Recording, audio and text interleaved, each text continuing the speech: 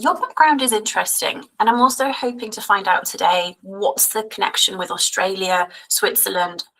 I'm not sure where you're originally from, maybe neither of those places, but I'd love for you to kind of just get started here, sort of giving a bit of a overview of what the experience of your career in exercise and sports nutrition, kind of coming from Sydney and then going into more senior roles in Switzerland, having that real boots on the ground understanding of human movement. How has that changed the way that you look at clinical trials and the pharmaceutical world and supplements? To start us off with, I'd love to know. Wonderful. Thank you, Rachel. Well, the human body, it's always fascinated me. I was a pretty active kid growing up in Australia, and I enjoyed playing sports, which is what we all did. But it wasn't until I got a bit more serious about competitive swimming that I started to appreciate that that we go beyond just the physical movement, and that there's a science behind how the body responds and adapts. And how it performs under physical stress or under competition in my situation. And I also started to think about how we can use movement to improve our health, our performance, and also our resilience. And then based off this experience, I was very, very interested in pursuing a bachelor in exercise and sports science at the University of Sydney. And that's kind of where my career started. And it gave me, studying exercise sports science gave me a very human view of health. And on completion of my degree, I worked directly with people who needed rehabilitation from their injuries. And seeing how they move, where their limitations were, and what motivates them to recover from their injuries was a real eye-opener for me. I quickly learned that bodies, well, they don't behave like the textbook models, and that life really rarely fits into a perfect protocol, if ever, actually. The experience of that really shaped how I look at clinical science today. And when I look at a clinical trial, I don't just see data points anymore. I think about the person behind the numbers, and I ask, is the intervention realistic? Can they stick with it? And how it might feel in everyday life.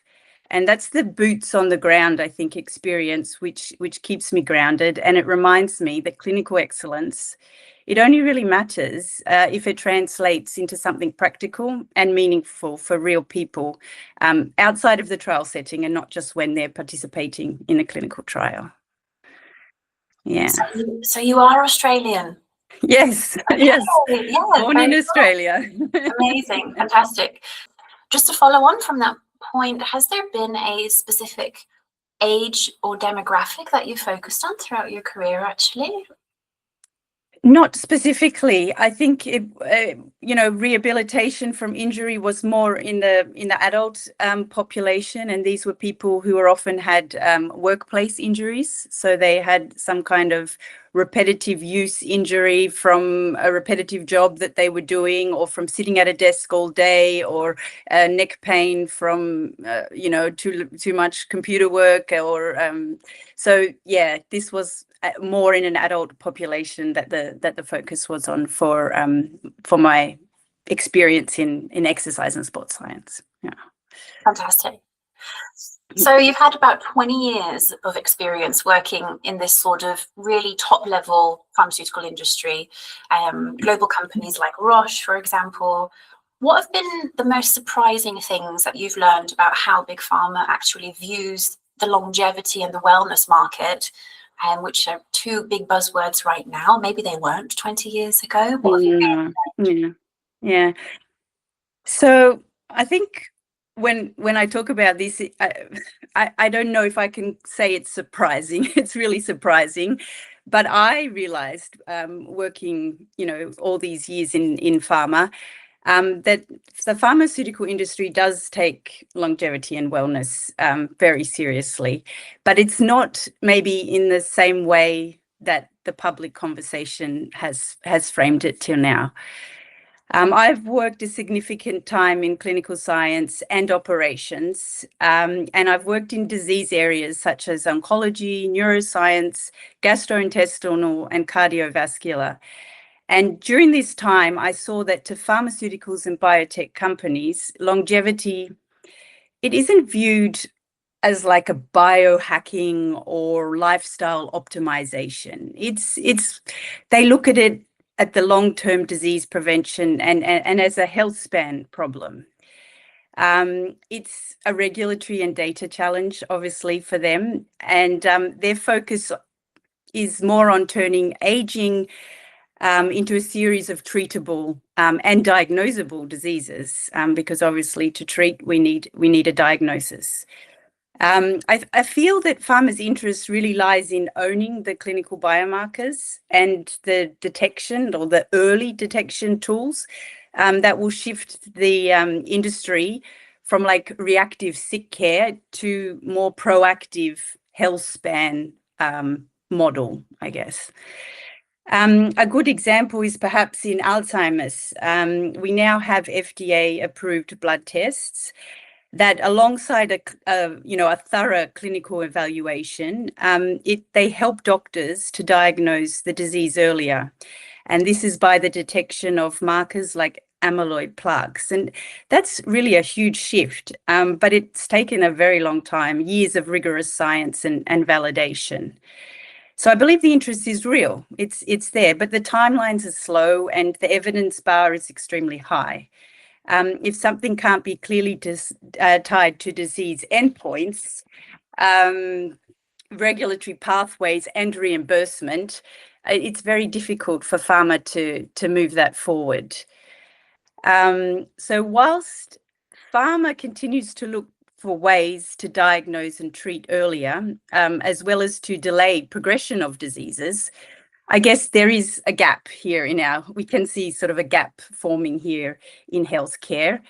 And many people are looking for earlier, more practical ways to stay healthy and delay decline of their health. And that space, it matters, but it doesn't fit neatly into the traditional drug development model. And that was really eye-opening for me. And it's part of what pushed me towards building something that sits between clinical science and everyday health. So it's that in-between place. Yeah. It's an important thing to do because there's like the very scientific research and big pharma, global scale work going on. And then you have the average consumer and pop culture and that's right, trend cycles and most Googled things and what have you. And yeah. Would you say off the cuff that right now, where we are kicking off 2026, that those two worlds are somewhat on the same page? From my perspective, I feel like there is, I mean, I'm 33 and I feel like right now there's like this slight coming together. Yeah. What do you think about that? Yeah, I was just about to say this. I think the gap is becoming lesser, definitely. I think consumers are pushing for this as well. They want more rigorous, information and data on, health interventions or lifestyle interventions. And I can really see, that but from both sides, they're interested in bridging that gap, both pharma and, more the lifestyle and wellness consumer business development as well. Yeah. It's very interesting to see, and I'm like a product brand girl, so yeah. I mean, just last week, one of the Kardashian sisters has launched creatine gummy, and it's just a very interesting moment like in this space because you've got the science that's moving along with Dr. Darren Kandau and Susan Kleiner and Abby and all of these amazing researchers. Exactly. And at the same time, you're getting a lot of consumer eyeballs being pulled into the topic through whether you like them or not. They know how to sell. They know how to sell stuff. Yeah. And so it's a very interesting way to kind of kick off the new year, to see some of that research almost in real time being anchored in I'm talking about mainstream consumers here, Yeah. right? Yeah. Mainstream consumer positioning as well. On the topic of creatine, I like to talk about creatine 2.0, this sort of new era that we've entered in the last year or so, shifting from just the performance and muscle-based benefits, which we've known for a very long time. There's a lot of new sort of fringe benefits becoming apparent as well. From your perspective in clinical science, what is the biggest hurdle in getting the medical establishments to take these lifestyle supplements, put that in quotation, lifestyle supplements, as seriously as prescription drugs, for example? So, I mean, are we anywhere near a doctor in a clinic sitting down with a patient and actually recommending creatine, or are we very far away from that? What do you think is the biggest hurdle in that regard? I think historically, and pretty much still today, it's getting better. But I think one of the biggest hurdles is the evidence quality and the consistency. You can see with prescription drugs that they've earned trust because there are huge trials, well-designed trials behind them. The doses are always standardized, and there's a very tight quality control. There really has to be. Lifestyle supplements, even when they're very promising, like creatine for brain health, for example, drawing from your example, they haven't historically been studied or manufactured with the same level of rigor as one could say the prescription drugs have been and continue to be. I think there's also a bit of a perception gap here. Supplements are sort of grouped together like wellness rather than, a medicine, which for best part is correct to do. But it also makes clinicians cautious, I think, by default. If you add in then sort of variable formulations, a mixture of study results, exaggerated marketing claims, it becomes a bit difficult, I think, for the medical establishment to understand or to separate what's genuinely effective versus just the noise. And there's a lot of noise out there, I think you can appreciate. I think the mindset is shifting. But in order for that to continue in a good way, I think we need to treat supplements a bit more like therapeutics. I think we need stronger clinical trials, clearer mechanisms to explain how they work, consistent quality, extremely important, and the claims need to be realistic and not inflated, as they often are. So when the science is solid and the outcomes are meaningful for the individual, I think the clinicians, they do and they will continue to pay attention. Yeah. And that's the challenging thing, that perhaps the two worlds meeting. But I think it's only for the benefit of the consumer as well, if we start to focus more on these things. Absolutely. I don't know if you're signed up to our newsletter, but I sent one out. Definitely.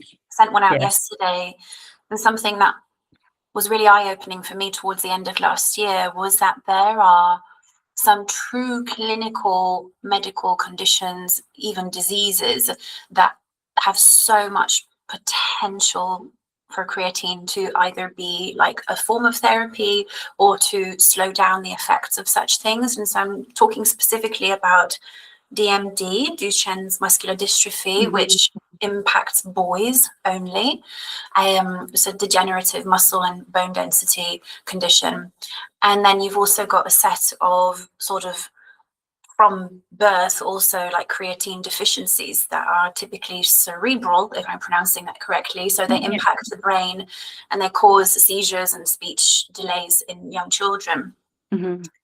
So that was really eye-opening for me because, of course, when Kourtney Kardashian launches a creatine gummy, that's not bridging the science to a small demographic of of kids or older adults, for example, that really, really need the science to kind of pull through and prove itself to potentially make a life-changing difference. So when I think now of like clinical studies around creatine, I'm like, okay, let's shift it into some of these very niche areas. Because it's kind of proven, like for the average healthy person, creatine can help keep you healthy. It's my personal definition of a supplement. It's like how I divide medicine from supplement. I'm like, okay, medicine can help you if you're sick. Supplement can probably help you stay healthy if you already are healthy for as long as possible, right? Exactly. And I think it's important to always remember what supplement means. And supplement means it's an addition. So it's an addition to what we should be doing every day, and trying to live our healthiest lifestyle. And I think that might also cause problems sometimes when there are claims that a supplement should, do all these amazing, wonderful things. But if we're not getting our basic healthy lifestyle right, we shouldn't even start thinking in that area. So it's really interesting. And I think when we look at, different diseases, we also have to consider that it's a different population, and we need to look at what's happening for that population. And we cannot extrapolate what happens in healthy individuals to those populations, and we really must study whatever effect it's going to have, and that can be very, very different from you and I taking something. Yeah. It's really interesting, and there's so many sort of subcategories once you start really breaking it down, and you can't just lump that 5 gram suggested supplementation exactly and say that's going to work for everybody. No. Of course you can actually calculate based on your body weight and your age. I know Darren has explained that on his Instagram before, like how to actually figure out what the optimal best dosage of creatine would be. But I'm assuming you can apply that. I mean, we do that with our diets as well. Like some people need more carbohydrates if you're training or not training. Exactly. Yeah. Super interesting stuff. Definitely. Moving on, I'm curious, what was the specific moment, if there was one, when you stopped training for performance or aesthetics and maybe started training more for longevity? Tell me more. Very curious. Yeah, this is an interesting question, because I think, well, definitely for myself, as a young person going into my teenage years, it was about the performance and about doing as well as possible as I could in my swimming. And then it becomes a bit more, the aesthetics, or the thing that you do to continue that fitness routine, or that fitness that you've had or you've experienced in your sports. But after having kids, it changed a bit, I have to say. I think this was the point that I saw an even greater need to be fit and healthy. And it wasn't just for myself. It was to facilitate my role as a mother and as a wife. I wanted to be strong, and I also knew that I needed a lot of energy to run around after the kids, and to spend quality time with the family.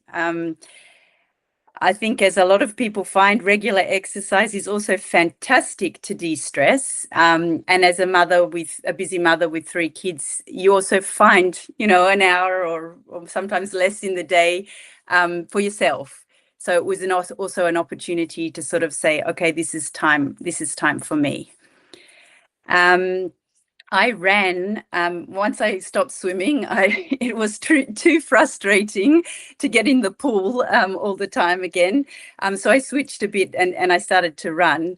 And I ran right up actually until the end of my 3rd pregnancy. And I think I had the motivation to do this because I was like, oh my gosh, number 3 is coming. And I'm going to have 3 kids under 5 years of age, and I need to be I need to be fit. And I wanted to give myself the best fitness level, for the recovery of the pregnancy, and then sort of going into childcare of three girls. So but now, I mean, that was then, and my kids are older now, and my eldest is 12 years old, and I look now very much to the future. And I think what continues to motivate me is that I want to be a good role model for them. I want to teach them the importance of being physically active by doing something you enjoy, really, because I think that's the key to consistency in being physically active. And actually, as a family now, where I mean, Switzerland has beautiful countryside, and we've set a little goal that we're going to hike through the Swiss countryside, and cover the area from Basel to Chiasso in Italy. And that's kind of like, I think we're over halfway now, and we're doing it in stages. But it's quite a lovely thing to do as a family, and also to sort of underline how good it makes you feel to be physically active and to enjoy the nature as well. Yeah. We've coined a little saying. It started with my dad and I just in the office, but now we use it. Probably going to put it on a t-shirt at some point, but it's about moments instead of the metrics. Yeah. And, when you talk about hiking with your 3 daughters, that's going to be like a core memory for them as they grow older, and when you're hopefully in a very long time from now, but when you're not around anymore, they'll look back on that and be like, remember going hiking with mum. And your kids are not going to be like looking at your Strava dashboard long after you've passed away, like being really impressed by whatever. That's so true. Metrics. I mean, maybe. I mean, it's also very impressive to look at those data points and what have you, and it is very helpful, of course.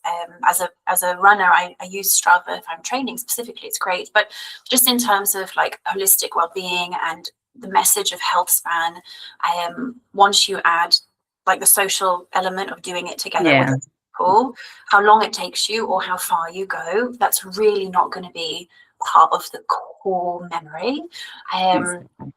So it sounds like you've kind of, gone over that little hurdle. I think it happens to everybody. I don't think I've ever asked anybody this question and they haven't had like a bit of a pivotal moment that changed them from, being childless, having all the time in the world, going to the gym for 2.5 hours, like, taking selfies of it. And like, at some point, that does seem to kind of not be the key motivator anymore, which is I have to say, from my perspective, it's extremely liberating, because suddenly you can focus on another reason beside yourself to do something, and it kind of takes this, I don't know, stress in a way. It's like, oh, why am I doing this? I'm doing this for it. Of course it makes you feel good, but I'm also, I've got those other people and those other reasons to do this, and I think it's extremely liberating. And it's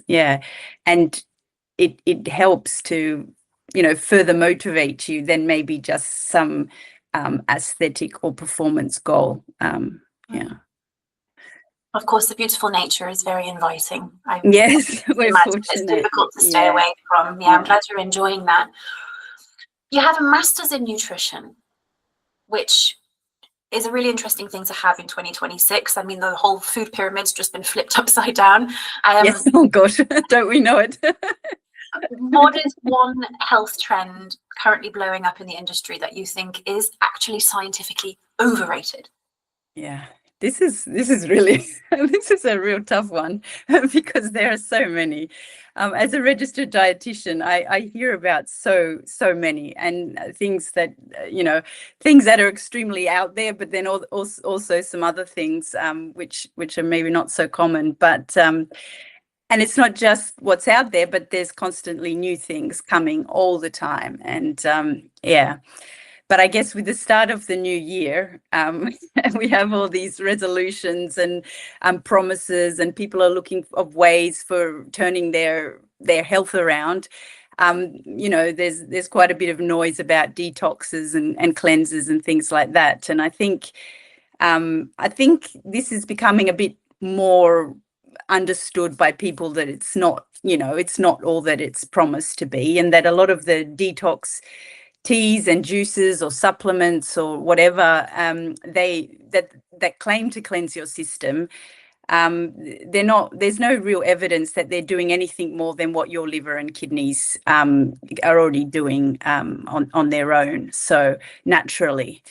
Often these things can actually be harmful or be uncomfortable if they're too restrictive, or they contain some kind of laxative or things like that. So I think that's one thing that that I don't really, I think is really overrated. Also this obsession, and this is something that comes around all the time, of superfoods. There's always something out there that this is great, this will do this for you, and I have people coming to me and asking me, oh, if I eat this, will it really do this and this and that? And I think labeling these foods as being like, miraculous, like they're gonna, have big changes, it's kind of ignores the fact that your overall dietary pattern and the way you eat and the way you sleep and the way you move is far, far, far more important than any, and will always be, than any single food or ingredient. And no amount of one superfood is going to fix a poor diet in general. So I think that's also a bit of a pet hate of mine, when something becomes so blown out of proportion that it's some miracle, and it's not. Of course, it fits into part of a healthy, nutritious diet, but it needs to be taken in context. Yeah. Can you bust a myth for me really quickly? I hope so. So what's going on with chia seeds soaked in water and then making like a frog spawny like drink? I don't know. Is that good for you? I keep seeing this when I'm scrolling online, like girls having like chia seed water in the morning. What do you think? I mean, chia seeds should be consumed in combination with a liquid, because of the nature of the seed itself. Chia seeds are great because they have omega-3 in them, and they're full of fiber. But again, it's not a super, it's something that if you could combine it as part, I have it with my breakfast, my muesli or my yogurt in the morning, with fresh fruit and oats or something like this. But it's one element of that, of that nutritious breakfast. And eating that alone is not going to do any wonders for you. I can bust that myth now. Yeah. I have some soaking in the fridge right now. My husband keeps asking me, what is that? But yeah, I can't get used to the texture of them sort of floating in water. So I think it's better for me like in an overnight oats. Definitely. Breakfast. I make my kids the porridge in the morning. I add some in. I leave it for a bit so that they soften, and then they don't even know. That's the ultimate thing, is when the good food is undetectable. That's great. Exactly. You've moved from Australia to Switzerland. I know what that's like. We've moved around a lot when I was a child. It's a big leap. Has that transition taught you anything about how different cultures prioritize long-term health span? Of course, the healthcare system and stuff will be quite different. And I live in Europe right now, and I think other European countries have a very high regard for Switzerland, and we regard it to be like a very healthy, outdoorsy, like fit country. I don't know if that's like totally inaccurate stereotype, but how have you been able to observe that as you've moved from one side of the planet to the other? Yeah, and this is an interesting question, and maybe I had to give it a bit more. I have to give it a bit more thought, because immediately looking at it, it's not so easy to sort of detect the differences. I think both countries have a very high quality of life, good access to healthcare, good hospitals in general. I'm generally speaking, of course. But I think, having said that, the culture and sort of the systems sort of shape this as much as an individual's kind of motivation. So what I'm trying to say is that they're the individuals and how they, take their sports and their exercise and their healthy lifestyle. But then there's also the culture and the systems in place. So maybe I'll try and break that down a little bit for you. So in Australia, there's a strong culture of around sport. It's all, as a child, sports. Every kid has a sport, or one or two or three. We watch a lot of sports. We have some great sport athletes, and in many different domains. We're one of the best countries in a lot of aspects. But it's also, I don't know, I find it a bit less formal or consistent. And we have this love of sports, but then when you look at actually how many people are doing sports consistently, it can vary quite significantly. So it's kind of maybe a bit more watching than actually doing, or it's just something that you fit in when time allows. I think also Australia is a huge country, so there is a lot of variation from Sydney on the coast to maybe what people are doing in the country, and also it's impacted and affected by socioeconomic status, like everywhere, I would say. In Switzerland, I think life, it contains a bit more opportunities for embedding these kind of healthy lifestyle practices into it. So obviously, as I've mentioned before, the beautiful nature, the possibility for skiing, for hiking, for activities, water activities as well, with the lakes and the lovely rivers.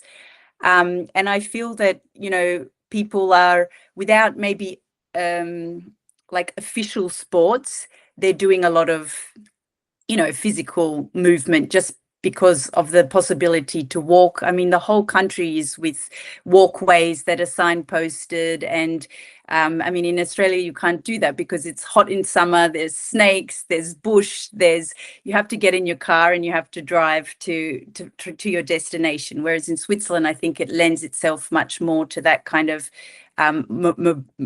possibility to be mobile without having to jump in the car. And of course, the fantastic transport system that we have here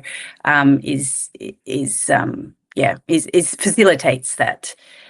I think preventative care is also taken very seriously here in Switzerland.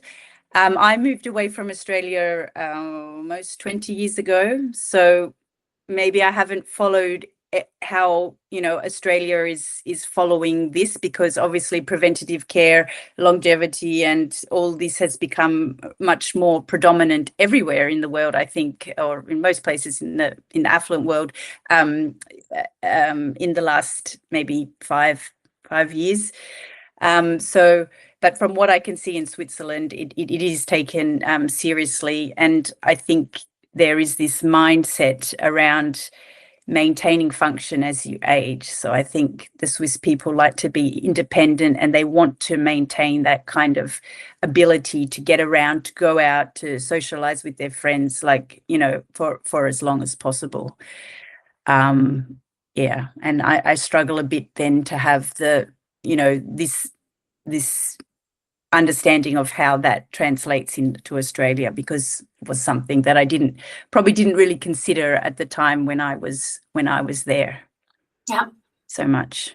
Yeah. As a professional, it gives you interesting ability to kind of look at things objectively, because you've known Switzerland for 20 years, but you're still not from there, so you can bring like a different perspective, and you also know what the alternatives are to some degree. Yeah. I can relate, having grown up in the United States, in the Midwest, and then now living in Belgium, which is like a tiny country. It is, again, it's kind of like in America, it's great because the gyms are open 24/7. Yeah. You can go swimming at 4 o'clock in the morning if you want to. And then go in the sauna at Lifetime and, you know, grab a smoothie. But you're doing all of that in your car, and you need the time, and you need the money also to be able to go and do those things. I'm being very I'm generalizing a lot right now. And then in Belgium, it's more like you need to cycle 12 kilometers to get to work. And that's a fitness activity of the day. And then come home again, probably carrying your groceries upstairs instead of loading them out of the back of the car. So I think the lifestyle, I'm talking very generally again. If you live in a big city in America, it's maybe more comparable, what have you. But it's just interesting to have had the opportunity to live in different places and then kind of apply that to your perspective on all of these topics that we're discussing today. Longevity, a buzzword again. I don't always like to use it, but for this question it makes sense. So if you were looking at a new longevity ingredient today, so I don't know what comes to mind, all of the NAD pluses of this world, things like that, what's the first piece of clinical data that you look at to decide if it's real or just marketing? Yeah, another very interesting and relevant question that you've raised. I think at the moment we have a lot of times we have animal data, cell studies, or mechanistic theories that are quite useful for detecting if something may function in humans. But it's also like where a lot of the marketing lives. So people are quick to jump on that and say, you know, well, this is going to be the next big wow ingredient. And so what matters, I think, is whether the ingredient has been tested in humans. I think the dose, a realistic dose, and the outcomes of that testing, they need to translate to health or function. So things like strength, cognition, metabolic health or recovery, not just about some change in a biomarker or something like that. So as you know, also I think my background very much shapes this. I pay close attention to the study design when looking at new compounds. So was it randomized, placebo controlled? How many people were part of the trial? Because often these trials are very, very small with 6 to 8 participants, and you can't draw big conclusions from such a small trial.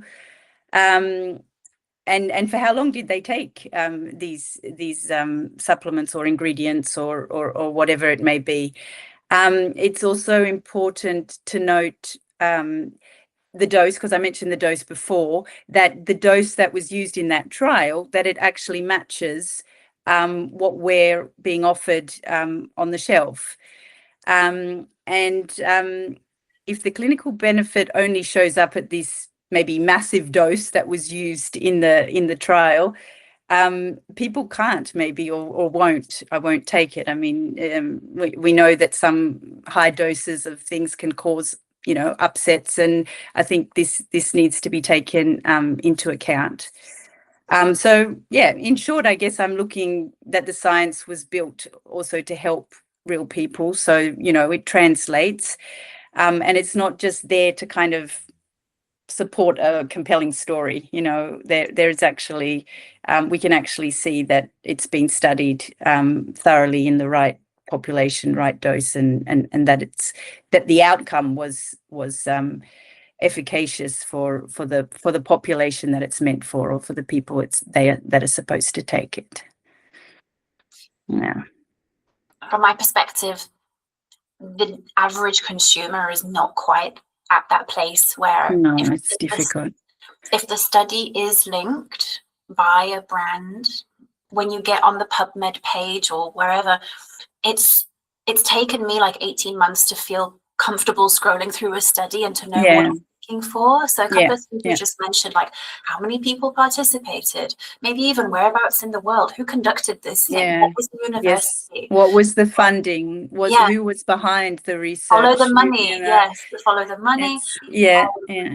so it's there's a lot of layers there in terms of helping consumers understand, if you're interested in a product, you might need to go 3 degrees back to kind of find out, is that actually going to do something, and is it worth you spending your hard-earned money on, I think that's one of the things that I'm biased, but one of the things that I do like about creatine, because if somebody is curious about it, I'm not sending them into the shop and knowing that they're about to go spend 50 euros. Do you know what I mean? It's like you can get it at your local supermarket. It probably has a decently, reliable product, and it might cost you like 6 or 7 euros, So, but when you're looking at some of these longevity positioned supplements, I don't know how some people must be spending hundreds of money a month on supplements. And so when people are spending money and they're not quite sure if it's working and they don't know what to look for in the study, if they are trying to figure it out, I think a couple of things you just mentioned are really, really useful. Just some key things. How many people? For how long? Was there a placebo? Was the dose? Dosage. Was this human? Were there women involved in the study or not? Yes. Really, really interesting. And I think there's something that might need to be done there. Like, how can we make those amazing studies there are amazing studies out there, and they're very in depth, but the average person is not going to read like a gigantic PDF and then decide if they want to buy something from Holland and Barrett or not, So exactly.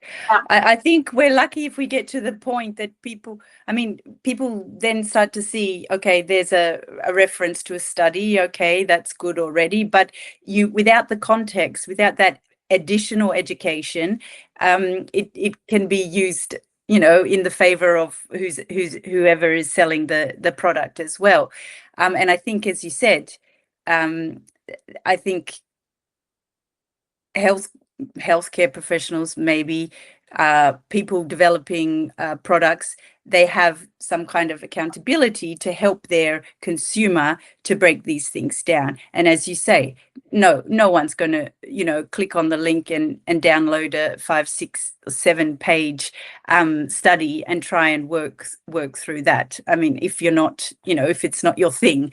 So there is a in order for the industry to be taken even more seriously, I think that's kind of something that needs to follow. Got a couple more things before we wrap up for today. So habits and mindsets, so important. Ultimately, if you choose to supplement anything, it should become a habit. And is there anything from your younger years that has unexpectedly served you very well throughout your more corporate career? It could be anything. I don't know. What could that be for me? I'm not sure. Yeah, I've realized that I like standing up when I'm working. I used to be a primary school teacher, and I never had shoulder pain when I did this. and then I started working from home and opened an agency with my dad, and now we have Jenerise, and I'm on the computer all the time, and I'm like asking my husband, I'm like, why are my shoulders crippled? So for example, right now I'm stood up. I don't know if you've noticed that I'm standing, but I've put myself in a place right now where for 90 minutes I'm stood up. It's helped serve me in my sort of more, wouldn't call it corporate, but yeah, as a more businessy person. So anything for you? I don't know. I think maybe one thing that I developed during my younger years would have to do with the discipline and determination when I think about then translating into corporate into the corporate world. So, but I'm not sure if you would actually call that a habit or even a mindset, but I think maybe we can say they're qualities that I feel have served me well during my career. And I think I mentioned earlier on in our discussion that I swam a lot as a child, but I actually only started at 12. So I was already 12 years of age when I started to take swimming a bit more seriously. It's quite late, to be honest, to start a career in swimming or going into that space. And my peers, or the friends I had who I swam with, they'd started like 5 or 8 years ago. So everyone was in the water at 3 or 4 or 5, and here was me at 12 and sort of just starting to find what I was good at. But yeah, I mean, that meant I had to sort of really put my head down and work very, very hard to try and get up to a certain level that was equivalent with my peers. And that meant 5 a.m. starts for 2-hour swim sessions and coming back to the pool in the afternoon again. And that it taught me discipline, I guess. Discipline. I also needed determination in order to keep doing that, as well as, swimming up and down a black line. It's, not always the most exciting thing to do. But yeah. And despite then this late start, which I had, I still managed to get to a point where I was happy with my performance, or I was performing well in training and also at a competitive level. And I feel that discipline and determination, they have translated directly into the corporate world. I think corporate careers, especially in high stakes environments where there's a lot of pressure and you need to deliver, they're not about quick wins. You need to be consistent. You need to be very, very resilient. And you also need to just keep going, even when the path is not so clear, or there are others that are further ahead than you in whatever project that you may be working on. And being comfortable with a delay in progress, and staying focused under pressure, and trusting that steady effort, like keep on working, this kind of that compounds over time, basically. And I think this is all lessons that I got, as a younger person, and I rely on this now in my professional life as well. And I'm very grateful and thankful that I had that opportunity and that I've been able to use these qualities to aid my progression in my career as well. It's amazing. And I would summarize, it's very appropriate, the saying, to stay in your swim lane. Yes. Yeah. I can really relate to that. And I think that especially when you know that other companies are maybe working on a similar project, whether that is like they're also doing a trial on this thing, or they're also studying, they're also researching this, or, that applies to all of us. No matter whether you have a coffee shop, there's always going to be competition, right? So I think it's like, I would translate what you've said as like recognizing that there is space for more than 1 or 20 companies or people to be kind of doing something. There is no industry if it's just one, right? It can't be an industry of one, and it can't be a swim team of just one person either. So it's like, my dad and I used this analogy a lot when we were deciding if we should fully step back into creatine or not about 18 months ago. And it wasn't until we really decided to just stay in our swim lane. That's when things really started taking off for us, because we recognize, there are other creatine companies and manufacturers, and there's hundreds of people on Instagram talking about it every single day. But like you said, it's like there's space for you to pursue that thing in your own way.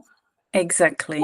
And sticking with something is often what pays off more than, just not giving up, but just thinking, oh, well, this is not right for me or something. But that determination and that, consistency often brings then the success, or where you want to be, basically. Yeah. Are any of your daughters little swimmers? They swim. It's a different kind of swimming. Here in Switzerland, I think the weather's also kind of a bit different, and you don't have as many 50-meter pools as we do in Australia. So it's definitely a sport that I think is much more common and developed in Australia than in Switzerland. But my two eldest, well, they all three, they love swimming, and they swim every week. So yeah, it's maybe not at the same point as I was, but they certainly love the water, and summer holidays are filled with a lot of swimming too. Nice. Fantastic. Yeah. Last question for today is, if you had to bet on one scientific breakthrough that will redefine how we age in the next 10 years, what would it be? What could it be? Yeah, this is not the easiest question, because I could see myself going in many directions with this, but I'm going to try for a more kind of general approach to this, or a general approach to my answer. And I think this is also kind of a bit of a wish from my side as well, not just how I how I see things, but also a hope, maybe, that if I had to place a bet, it would have to do with earlier, more precise measurement of biological age, and using that data to sort of intervene much earlier than what we have done in the past. So that means kind of moving beyond just birthdays and basic blood markers, okay, towards tools that can more subtly detect changes in metabolism, inflammation, muscle health, and brain function, of course, most very importantly. And this years before the disease, or before disease shows up. So this earlier detection, and then so that would be for me kind of like a real breakthrough. And it wouldn't just be, it's not just one miracle drug or something, that we think is going to completely change how we redefine age, but it's the ability to identify who needs what and when, because we need to understand people as individuals, because everyone ages differently, and it's very, very individualized. And we need to understand this much earlier on in the aging process, I feel. I think that shift could potentially change a lot of things. Instead of reacting to decline, okay, so now you're getting older, we can see this, so forth, we can focus on slowing or even preventing it through targeted nutrition, movement, and where appropriately, pharmacological support, because there is a place also for that. I think this kind of approach would bring aging out of the inevitable category, and something more that we can manage and influence. So we have some sort of control of, yes, we're going to age, but how? In the next decade, I think aging will be less about this sort of chasing longevity and living forever kind of thing, and more about protecting the function that we have and the science that enables earlier, smarter intervention. I think that could be really a big game changer. I'm extremely passionate about this, and this is kind of what I'm investing my time and effort on now, and also obviously for the future. And I think empowering people to understand where they are with their health and what they can do to improve that is really, where we need to be headed. And I think we're moving in that direction very much. Amazing. But it takes time. Yeah. Takes time. Let's do another interview in about 10 years and we'll see where we ended up and if any of that became possible. Where can people find you if they're listening and they're thinking, I'd love to connect with Isabelle? Is there a best place for people to reach out? Yeah, I'm on LinkedIn, so you can get me at my name, at Isabelle Statovci on LinkedIn, and I'm also I have a private account on Instagram, but yeah, maybe soon to be more public. All right. But LinkedIn, the better option, I think. Yeah. I'll make sure to link that. So if you are listening, you'll probably find it in the description somewhere down below. It's been a fantastic conversation. Great way to kick off the new year. And we'll see you next time. Thanks so much.